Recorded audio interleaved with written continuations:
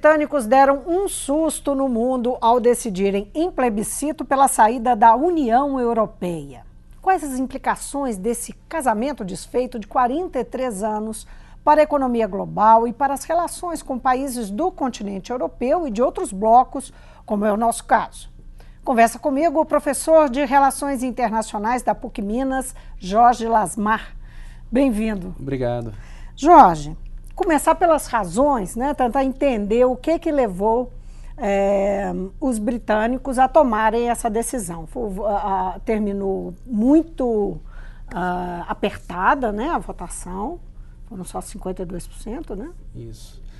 Na verdade, houveram uma série de fatores, desde uma condução mal feita da campanha a favor da permanência da União Europeia, com líderes poucos carismáticos, respostas e razões muito técnicas, até uma questão mais emocional mesmo. O discurso pela separação era um discurso que tinha um apelo mais emocional, era um discurso mais simples que atingiu mais as massas. Era a favor da saída. Eles pegaram muito na questão da imigração. Os discursos eram muitas vezes contraditórios. Eles alegavam, por exemplo, como que os imigrantes estavam roubando o trabalho dos ingleses, mas ao mesmo tempo reclamando que eles estavam fazendo serviço de pensão. Então, se eles estão trabalhando, eles não são pensionistas do governo. Mas esse tipo de contradição não apareceu muito para o inglês comum, que queria uma resposta rápida para a sua situação de desemprego econômico, para essa questão da imigração. Você disse que foi uma campanha mal feita, por trás disso tem uma campanha mal feita. O David Cameron, que é o primeiro-ministro, né, da Inglaterra, era francamente contrário, né, à saída do bloco enfim, sabia muito bem das implicações, né, inclusive para o próprio gabinete dele. Não houve negligência? O que aconteceu? Só para entender, né? Eu acho que houveram duas coisas. Uma, na verdade, o Cameron muitas vezes ele se colocou contra a União Europeia para tentar aumentar o poder do Reino Unido dentro da União Europeia. Então, ele mesmo tinha feito vários discursos dizendo como que a Inglaterra poderia sair da União Europeia, poderia ser forte, etc. Então, quando ele muda o discurso e se torna a favor, ele perde um pouco do crédito, explícita, uma certa contradição, né? E isso enfraqueceu muito a posição dele. Uma outra questão é que os argumentos foram muito técnicos, com números, etc., que não atingiram ali a população, né, o eleitor comum, principalmente das faixas etárias dos mais idosos. A questão era mesmo, o que tinha maior apelo era realmente a questão do trabalho, do mercado de trabalho, ou tem também uma dose de xenofobia nesses Há uma combinação dos dois. A questão econômica foi um peso muito grande, um índice de desemprego, descontentamento dos trabalhadores médios dentro da Inglaterra, mas sem dúvida nenhuma houve um componente racista, xenofóbico muito forte, direcionado à questão da imigração, principalmente a questão da imigração dos sírios, o medo de que a Turquia entrasse para a União Europeia e o Reino Unido fosse invadido, né, por turcos. Os jovens, eles aparecem como, assim, a maior parte votou a favor da unidade, né, de ficar na União Europeia, e os mais velhos pela saída do bloco. Você que morou lá, você ficou 5 anos? 5 anos. Na Inglaterra. O que você acha que explica isso? Eu acho que um pouco da lembrança dessa geração mais antiga do Reino Unido antes da entrada na União Europeia, né, uma lembrança de um período áureo e de outros períodos difíceis também que ela existiu. Talvez até um pouco de falta de compreensão exatamente do que é da União Europeia. Nós temos visto vários vídeos e comentários na mídia britânica de pessoas que estão arrependidas dos seus votos, que disseram, não, eu votei mais como uma forma de protesto contra as políticas do governo, mas eu não imaginei que meu voto fosse fazer a diferença. Não, eu votei, mas eu não imaginei que ia ter esse impacto econômico, que ia implicar que nós não poderíamos mais trafegar pela União Europeia. É até No interessante. dia seguinte da votação, teve uma notícia curiosa, que o Google teve uma disparada de busca na Inglaterra, né, das pessoas tentando entender o termo, né, saída britânica, como é que é a expressão? Brexit, né? Brexit. O significado disso, né? A implicação disso, quer dizer, então muita gente estava desinformada. Estava desinformada, né? Qual que é o impacto geopolítico, né, dessa decisão para a Europa e para o Reino Unido? Por que as bolsas ficaram tão... o mercado financeiro ficou tão assustado? Bom, eu acho que tem dois impactos, um nesse lado financeiro e econômico e o outro da parte de segurança e geopolítica. Né? Da parte econômica, essa saída gera uma incerteza muito grande, porque as leis da União Europeia são extremamente complexas e elas regulam praticamente todos os setores da vida, do dia a dia das pessoas. Então essa saída... Por exemplo, só para a gente ter a dimensão. Questão dos impostos, questão do direito a usar o seguro de saúde do governo, por exemplo, questão da aposentadoria, dos fundos de pensão, por exemplo, as leis trabalhistas, todas essas questões são reguladas. São comuns a todos os países. Comunidade. Então essa saída é extremamente complexa e o Reino Unido não vai participar das negociações dessa saída. Então isso gera uma insegurança e uma instabilidade muito grande. Não participa. São só os membros que ficam que decidem? Que decidem. Né? Eles têm 2 anos para negociarem, mas vão negociar sem que o Reino Unido sente a mesa da decisão. E se passar esses 2 anos, o Reino Unido está fora, né, efetivamente. Aí depende das condições. Por exemplo, para o trabalho, não é?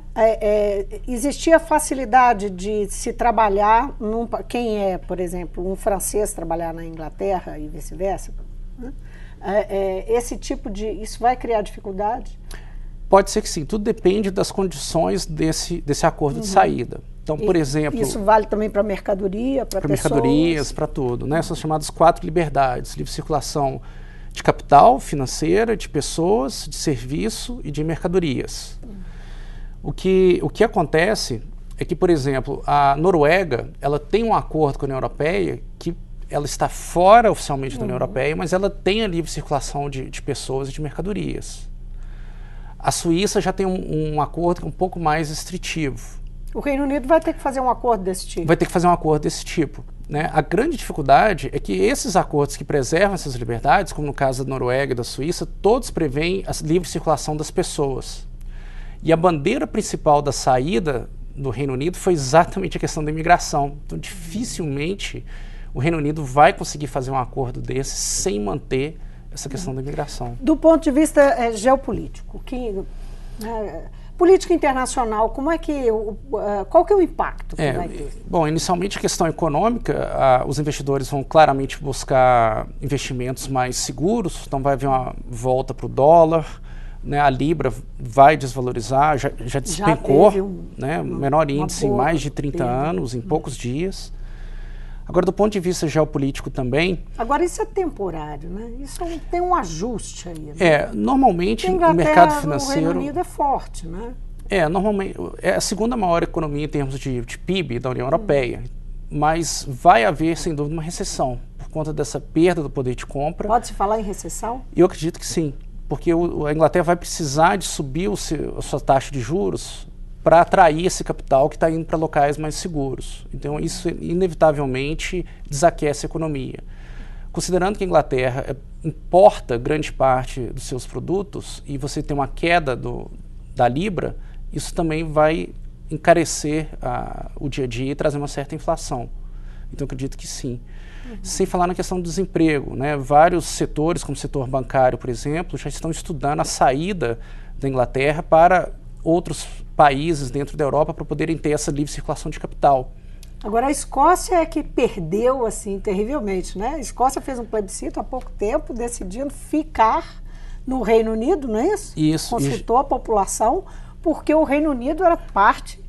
E já estão falando em retomar... da comunidade europeia. E já estão falando em retomar o plebiscito em favor de uma independência para ficar dentro da União Europeia. Isso causa instabilidade interna? Como é que é politicamente interno, assim, dentro do Reino Unido?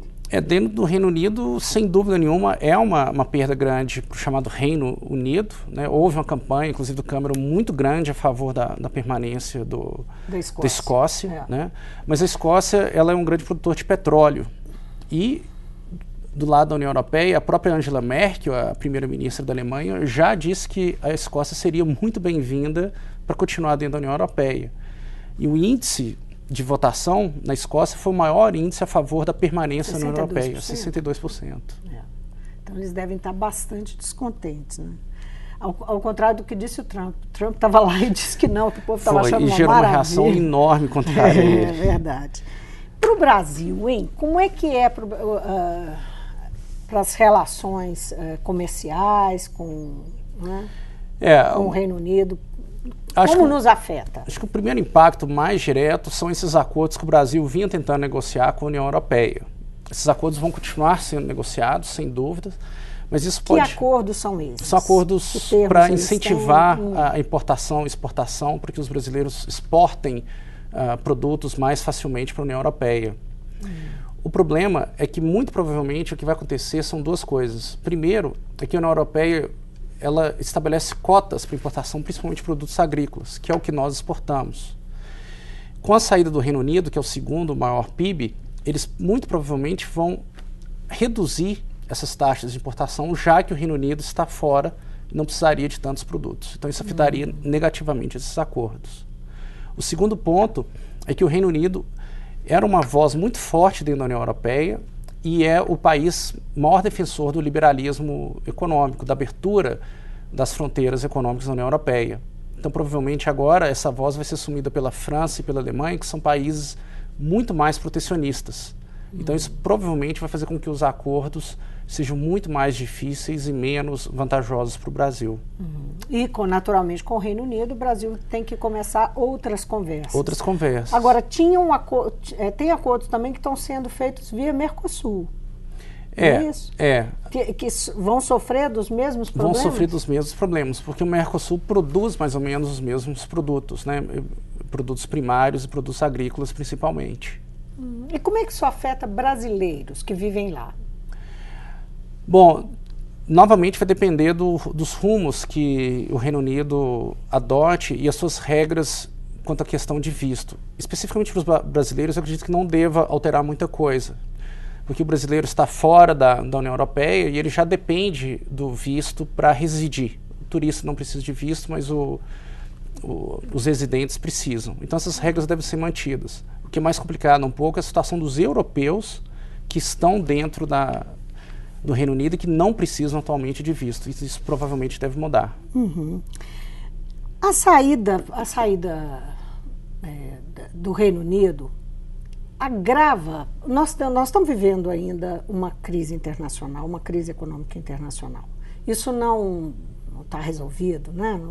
Os Estados Unidos enfrentam problemas, a União Europeia enfrenta problemas, o Japão, enfim, nós aqui não precisamos descrever, né? Que efeito tem, né? Que pode ter, inclusive, sobre os outros países da Europa, sobre os humores dos outros países da Europa que têm queixas semelhantes, né? O efeito imediato é esse aumento da incerteza e saída de uma grande economia. Agora, isso, como você bem colocou, traz o fantasma da desintegração da União Europeia, que outros países possam também querer sair. Então, na França, por exemplo, a Le Pen, né, que é candidata de extrema-direita, também começa uma campanha para um movimento semelhante de saída da França da União Europeia.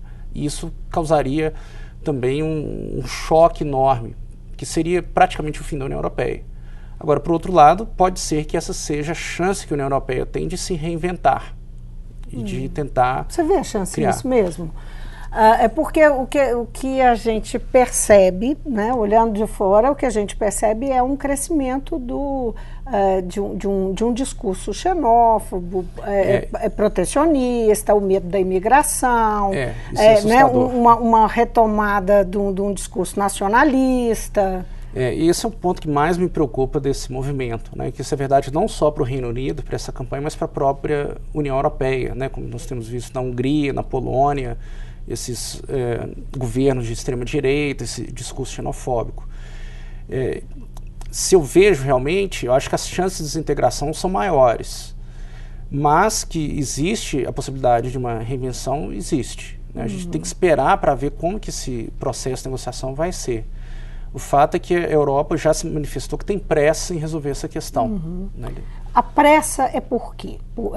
A Angela Merkel falou isso claramente e tal. Por que a pressa? Porque quanto mais tempo passa, mais incerteza gera do que isso representa para o Reino Unido e para a própria União Europeia. Né? Como que vai ser reestruturado, qual que vai ser essa ligação do Reino Unido com a União Europeia. E isso para o mercado financeiro é... O mercado financeiro sempre tem muito receio de instabilidades. Você vê, você consegue fazer um paralelo com este momento, com o que a União Europeia está vivendo, com outros momentos da história? A União Europeia ela tem passado os últimos anos por uma série de forças desagregadoras, né, que tem colocado em xeque a própria questão da unidade da União Europeia. Então nós tivemos a crise de 2008, que foi um grande teste. Nós tivemos a questão da Rússia e da posição mais dura da Rússia em relação à Síria, em relação à exportação de gás, e agora a questão da imigração que vem para a Europa e os países discordam e não conseguem chegar a uma união. Então, na verdade, esse movimento de desagregação não é algo novo, mas é a primeira vez que nós temos efetivamente uma ruptura a ponto de um dos países saírem. A Inglaterra é o quinto poderio bélico do mundo, não é? Saindo, né, que é o país mais forte do Reino Unido, saindo o Reino Unido da União Europeia, como é que você vê esse arranjos de forças, não é? Que isso que manda no mundo. Não é? Eu acho que a União Europeia, do ponto de vista de segurança, vai se retrair bastante, vai tomar uma posição mais neutra, menos ativa. Porque o Reino Unido ele sempre foi um aliado muito grande dos Estados Unidos. E na parte de segurança, o Reino Unido sempre foi a voz de convencimento da União Europeia da necessidade de fazer essas intervenções e essas ações mais duras contra a Rússia, por exemplo.